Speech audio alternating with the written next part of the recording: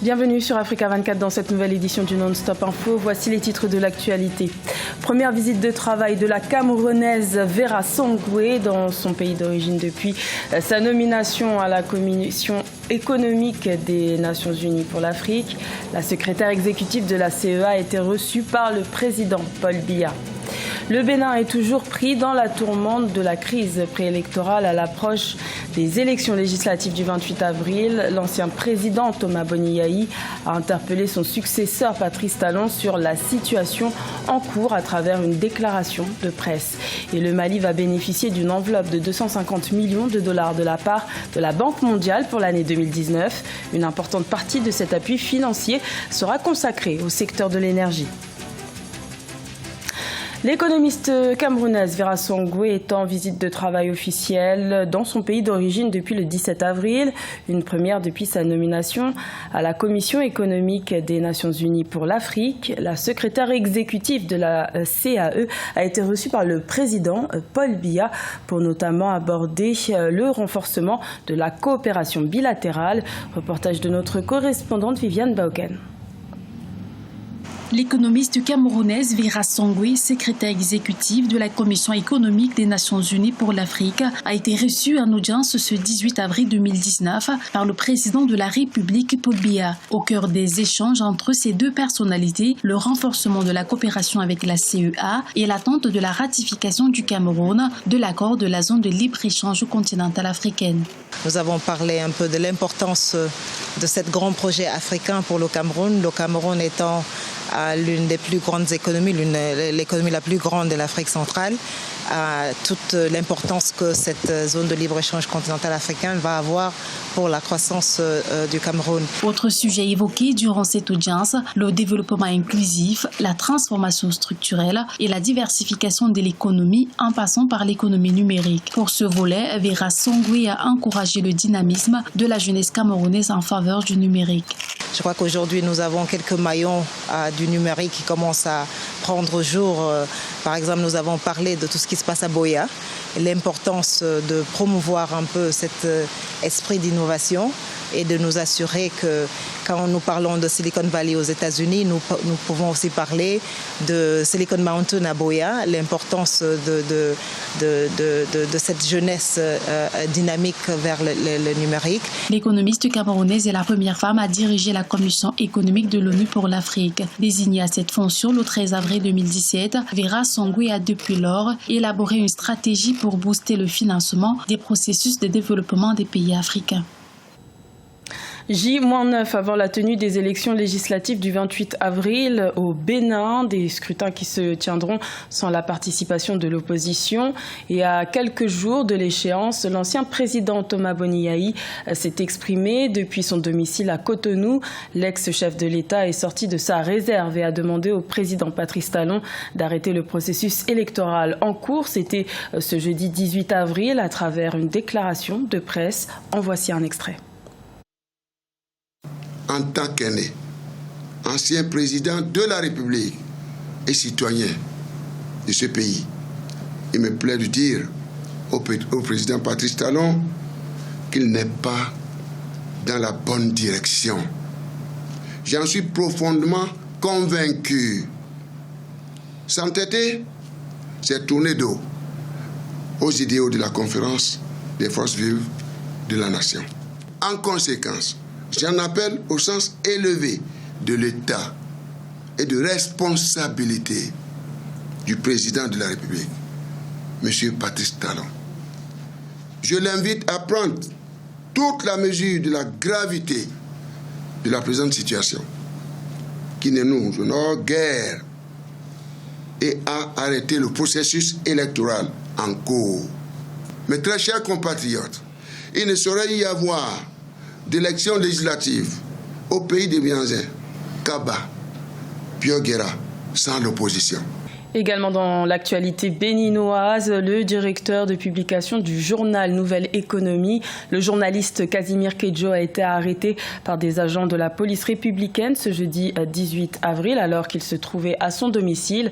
Les raisons de son interpellation ne sont pas encore connues, mais certaines sources évoquent la publication de l'un de ses articles qui aurait déplu aux autorités, comme nous l'explique l'un de ses confrères, Honoré Benjamin Naoum. Casimir Kedjo a une identité et Casimir Kedjo a une profession, le journalisme. Ce n'est pas un activiste qu'on peut arrêter n'importe comment. C'est un journaliste qui a fait son travail, qui s'est basé bien entendu sur des informations et qui a publié un article. Parce qu'il est directeur de publication d'un journal dénommé Nouvelle Économie. Il intervient sur SICA en tant que spécialiste des questions économiques. Il analyse l'actualité économique sur notre antenne. Et c'est comme ça que subitement, on a appris ce matin son interpellation. Il n'a même pas eu de convocation. Donc les forces de sécurité se sont portées donc à son domicile et ont procédé à l'arrestation et au ramassage de ses outils de travail, ordinateurs et autres. On l'a bien signifié. Dans le code de l'information, on l'a bien signifié que les journalistes, pour avoir fait leur métier, ne méritent pas d'aller en prison, ne méritent pas de subir ce que Casimir Kedjo est en train de subir. Mais par extraordinaire, des députés à l'Assemblée nationale ont adopté une autre loi sur le code du numérique. Et donc le code du numérique permet aujourd'hui de nous offrir ce spectacle parce que tout simplement, on vous dit que vous avez publié une information sur les réseaux sociaux. À noter que Casimir Kedjo intervient régulièrement sur notre antenne. Il est d'ailleurs intervenu téléphoniquement ce 17 avril, il y a 2 jours, pour commenter une actualité relevant de l'économie béninoise. Le gouvernement malien reçoit le soutien de la Banque mondiale dans sa mise en œuvre de réformes sectorielles. L'institution financière a décidé de multiplier par 6 le niveau de son appui budgétaire avec une enveloppe de 250 millions de dollars au titre de l'année 2019. Une grande partie de ces fonds serviront à financer le secteur de l'énergie. Aïssatou Bari. En vue de soutenir les efforts du gouvernement malien, la Banque mondiale a décidé de multiplier par 6 le niveau de son appui budgétaire au pays. Elle envisage d'accorder une enveloppe de 250 millions de dollars, soit environ 146,75 milliards de francs CFA au titre de l'année 2019. Une partie importante de cet appui sera consacrée à la restructuration du secteur de l'énergie. L'État malien et la Banque mondiale ont convenu du renforcement des réformes en cours concernant le secteur de l'électricité, l'amélioration du programme de subvention des intrants agricoles, le capital humain et la gestion foncière. L'amélioration du secteur de l'énergie à travers le mix énergétique et l'économie numérique figure parmi les principaux axes stratégiques du nouveau plan de développement du Mali couvrant la période 2019-2023. Le potentiel de l'énergie solaire représente 5 à 7 kV alors que seuls 5% de ce potentiel est exploité. Cet investissement va produire un impact. Il va sans doute permettre d'améliorer l'accès à l'énergie. Mais aussi au-delà de ça, nous voyons aussi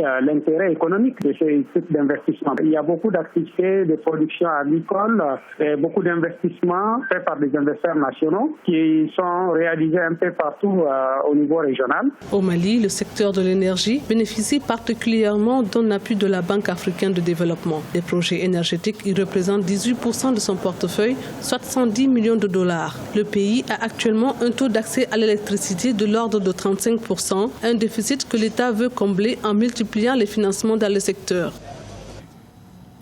À la rencontre de Prince Mike, un artiste considéré comme l'un des membres pionniers du rap burkinabé. Après 5 ans d'absence, il est de retour sur scène. Il signe son retour avec un album de 12 titres. Reportage de notre correspondant Jean-Paul Ouedraogo. Prince Mike reste un rappeur emblématique au Burkina Faso. Adulé pour l'impact de ses paroles, il signe son retour avec un album de 12 titres baptisé Littérature, le dernier en date après avoir prié de 1000 feux en 2015. Alors je te dédie ces quelques couplets.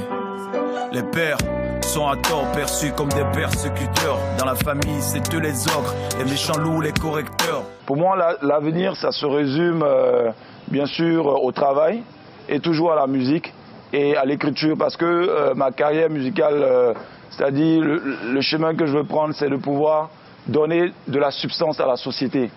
Membre du groupe Cyclone 52, précurseur de l'afro-pop au Burkina, c'est en 1997 en Côte d'Ivoire qu'il s'est officiellement lancé dans le rap.